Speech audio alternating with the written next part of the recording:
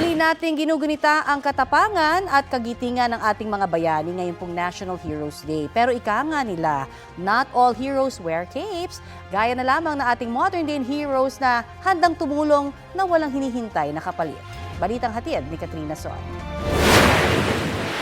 Sariwa pa sa alaala ni Marlene Lacerna nang tamaan siya ng ligaw na bala bago magpasko noong 1999 habang nasa boarding house sa Maynila. Tumama sa mata, pero hindi nagdirekta, kumbaga umano sa dingding, tapos na-shoot sa akin yung bala. Humingi siya ng tulong sa kanyang kaibigan na agad nagtakbo sa kanya sa ospital. Para kay Marlene, bayani ang kanyang kaibigan. Malaki ang utang na loob ko talaga sa kanya. Para sa akin, hero siya sa buhay ko dahil sinib niya yung buhay ko. Sino naman kaya ang itinuturo ng iba na modern day hero? Yung wife ko and my mom.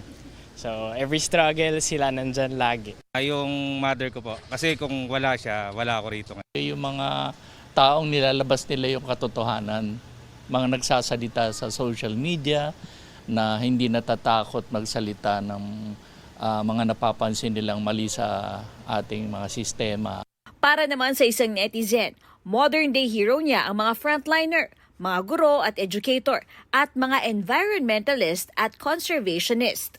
Para sa isang Philippine Studies at Pop Culture expert, parte na ng kulturang Pilipino ang pagkilala sa mga taong may malaking na itutulong sa atin, gaya ng mga magsasaka, OFW, atleta at mga estudyanteng nagbibigay ng karangalan sa bansa. Meron tayong modern day heroes sa ating lipunan na hindi naman kinakailangang makikipaglaban. At ito yung mga nagbibigay ng ginhawa sa ating lipunan. Ika nga nila, not all heroes wear capes. Ang mga modern day heroes, maaaring ating pamilya, kaibigan o maging mga hindi natin kilala, mga handang tumulong nang walang hinihintay na kapalit. Katrina Son nagbabalita para sa GMA Integrated News.